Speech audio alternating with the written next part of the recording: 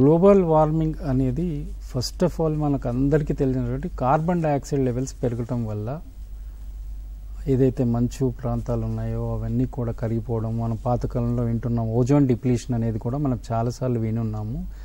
దానికోసం మన దగ్గర కూడా ఓజోన్ డిప్లీటింగ్ సబ్స్టెన్సెస్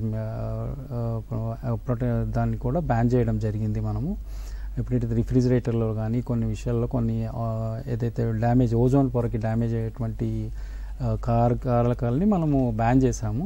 అలా గ్లోబల్గా కూడా వాటిని ఒక డిసిషన్ తీసుకొని వాటన్నిటిని బ్యాన్ చేయడం జరిగిందండి. సాధారణంగా తెలిసిన విషయం, ఏదైనా కాల్చినప్పుడు ఆక్సిజన్ ఇస్తేనే మండుతుంది, ఆ మండిన తర్వాత కార్బన్ డైఆక్సైడ్ వస్తుంది అనేది. ఆ కార్బన్ డైఆక్సైడ్ లెవెల్స్ పెరిగిపోవడము, దానివల్ల కార్బన్ డైఆక్సైడ్ గ్లోబల్ వార్మింగ్ అంటాం దాన్ని, కార్బన్ డైఆక్సైడ్ పెరగడాన్ని.